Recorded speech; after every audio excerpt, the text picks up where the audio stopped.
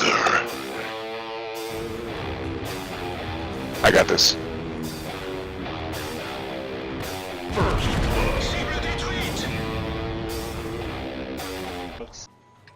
Hey folks, this is ioEther and we're back with some more World of Tanks. As you can see, this is Mercure, I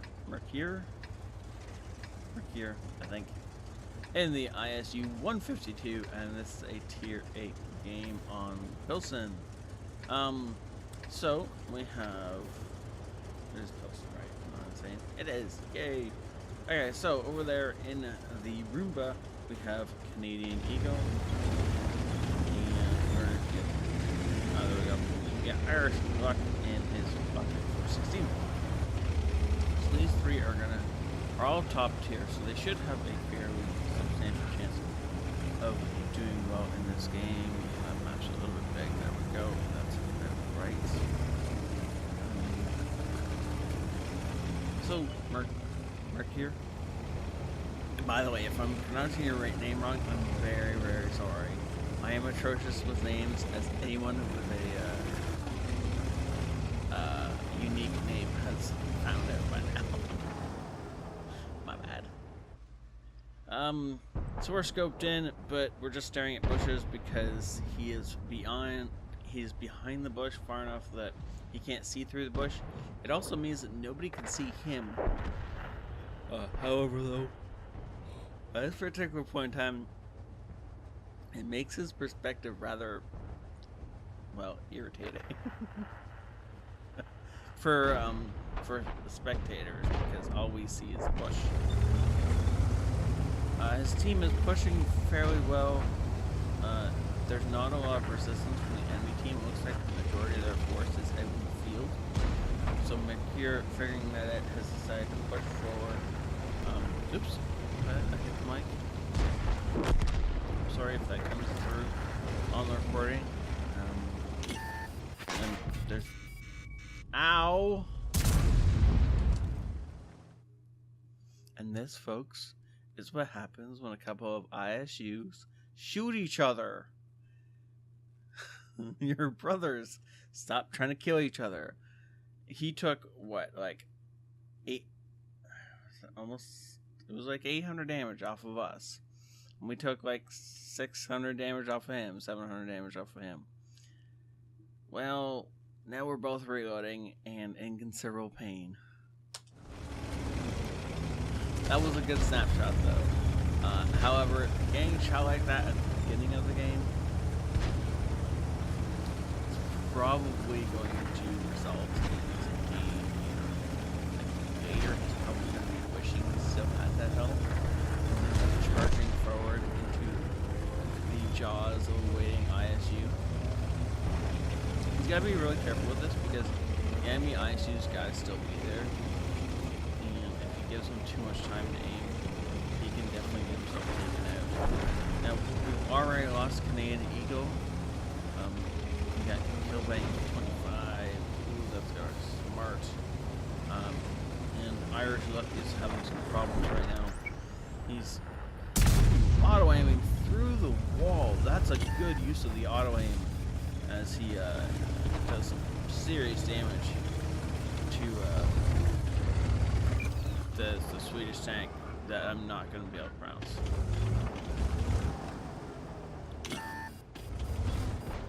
This M46. Did he not realize there's an ISU here? Well, he knows now. Ooh, takes that off the gun mantle. Irish Luck finishes off the tank I'm not going to be able to pronounce. Sure, war Panther? Seriously, tempted to just start calling it Score Force, as that was the name of a server for Halo that our clan used to run for a while. And every time I see that name, that's the only thing I can think of. Anyways, so, unfortunately, Irish Luck goes down, but, well, that was inevitable. Actually, C-34 may not have reloaded in time to do that, but obviously we did. 15 health left, though. We got shot by the... We got shot by, what's it called? tank without turning the camera because reasons. He's now trying to aim through a pipe. This seems like it's not going to work. He's auto-aiming, and the T-37 decides to run straight at him because that's intelligence. That may not have been the smartest move there, Mr. T-37. Maybe next time you're facing a troll cannon, don't run straight at them. That seems like a better plane. Someone who used to drive, or does drive scout tanks fairly regularly. I guess used to is probably more accurate because it's been a while since I've driven one, but either way, don't ever give a troll cannon on your side. And then, of course, he waits long enough to let us reload. He bounced the return shot, so... And why aren't we dead? Blows our tracks off. Artillery misses one shell. Wow. So, I don't think he's going to get a Hand of God, but... If anyone deserved a Hand of God medal for this performance so far, we know who that is, right? T-34 has decided to run away because the Leo is obviously too much of a threat for him.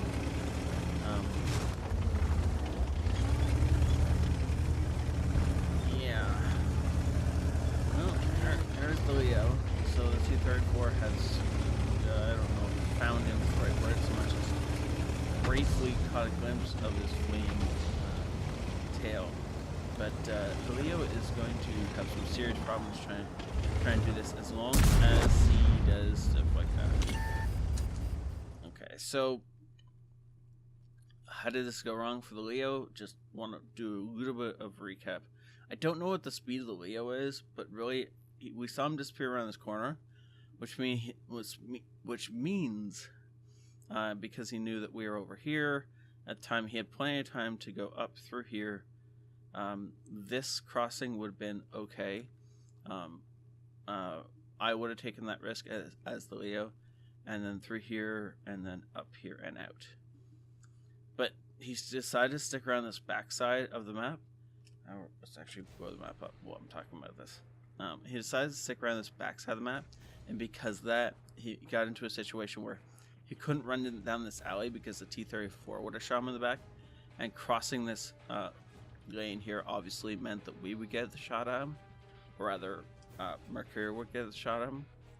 And so because of the fact that where he ran, he got himself pinned into a corner and dead. If he had been smart and taken a better route, a route that led out to here, and then out to here, he could outplay a whole ton a lot better out using this field or his speed to get away. The T-34 is not that fast. The ISU is not that fast. The Leo, I don't know what speed is, but it's got to be able to outpace both of us. But because of the fact that he decided to retreat back into a corner, he got himself trapped, and then he got himself dead. So he could have had a chance to equalize this, if not win this for his team, but he decided that instead he was going to try and do something cute and, well, dumb, and it got killed. Cool. So now the T-34 is coming with us, or rather we're going with him, but the T-34 apparently is not paying attention, because he almost drove into us, and if he had actually run into us, we'd be dead. There's no way a T-34 hitting an ISU does not do at least 15 damage, which means that that would be a problem. So, 3 enemies left. We're in Frick's cameras. We're going to be seeing through his eyes. T-34 takes his shot and misses. Artillery's got to be aiming in. Yep, there's one shot. Ooh. That shot, though. Just catching the tail of that GW Panther. Oh, wait, what? have sworn he was on like 600 health. Well, bother. So, what to do when you have 15 health? All Artie has to do is splash you to kill you. Which means they just have to hit within a football field of us. And there's 2 enemy artillery left on the other team. Well, going for a cup sounds like a great plan. But, it's actually a really great way of just getting dead. They know which direction we were coming from last. We have 7 minutes left. We might as well switch positions and come from a different way. Okay. Oh, look at that. Good job. That was a decent use of the aimbot. Yeah, that's totally what I meant to say. Auto aim feature. As we take out the higher tier of the 2 artillery, and then running through this building is actually a half decent idea. But for a few sections of it, because of the fact that Artie has a difficult time shooting into this building, especially if the other artillery was over here somewhere. Being in here would give us a better, more likely chance of living through this. So, our T-34 is saying that somewhere along this line is the other artillery. Markier has decided that he doesn't trust the T-34, which I personally wouldn't either so far because we made not the right decisions I've ever seen. And so he's going to sweep the entire side of the map, up and down the 9 and 0 lines. And this is actually a really great spot to sweep. However, if you do this wrong, you can get shotgunned. So be very, very careful when you're doing this, especially in slower tanks like tank destroyers or heavy tanks. Also, make sure you have enough time left on the map. I think Markier does if he does this well, but if it turns out he gets to the over here and hasn't been able to find the enemy, he really does need to beeline back to the cap circle. Because if the M44 is moving in a circle at the same pace that he is, then he needs to get back to his own cap circle, or the enemy cap circle, so he can start that cap before the time runs out. Oh look, we know exactly where the M44 is, because he decided to do something stupid, and he showed himself. Now there's no way that the M44 thinks that we're directly behind him. No, don't go that way, go over there. Yes, right move. Beautiful move. And so he's gonna come in literally behind this guy.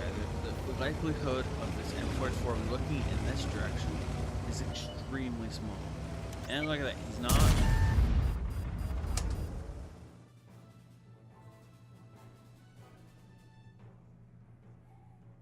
I love all my fans.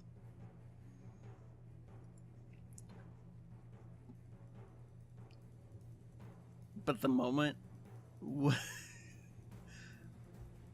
I mean,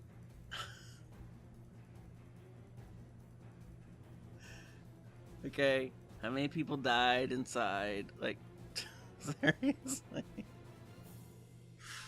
Oh, So, yeah. I know we have him dead to rights still because we tracked him, unless he's got a repair kit handy. Well, actually, he probably does have a repair kit handy, so this might be the end of the game. Because the M44 just has to turn and fire, and that is game. And we can't ram him because we don't have enough health left. The cap didn't need resetting. Next time, aim the shot, please.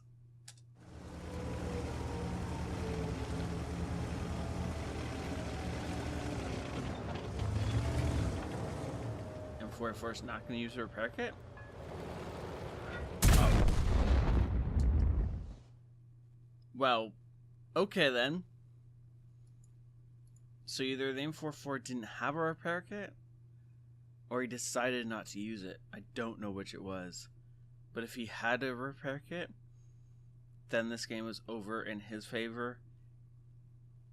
Or if he decided to use a repair kit and he had it, it was over in his favor. Anyways, I don't get it, but wow.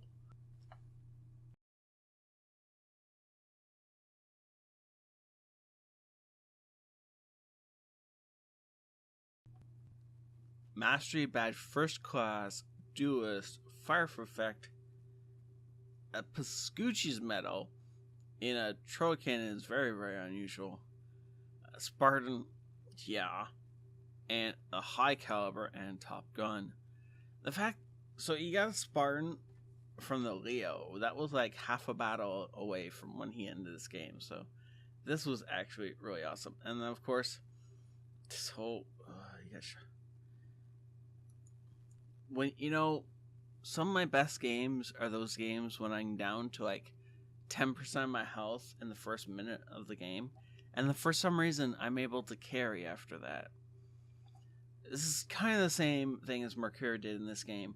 He got blasted away and was limping along, and then just carried the rest of his team, who didn't do as much as they really ought to have. Anytime a KB2 has done 0 damage, I don't know how you do 0 damage in a KB2, because all you have to do is hit your enemy and you've done something to him. But props to Irish Luck here. The extra 3,000 damage definitely helped tip Mercure over the edge and make this a victory. 12 shots fired, 9 of them hit. That's what you do with 9 shots in the troll cannon, the ISU-152. You can understand why people want to play this tank now, if you didn't know before. However, the fact that he loads so little standard and so much gold meant that he didn't actually make anything in this game. But it was still fun to watch anyway. That clutch shot on the ISU at the start of the game, though, that was hilarious. Thank you so much, Mark, for sending this in. And I'm so sorry if I'm pronouncing your name wrong. And if you guys like the video and want to support the channel, then please do hit that like button and tell your friends about it. Thank you all. Have a great night. This is ioEther out.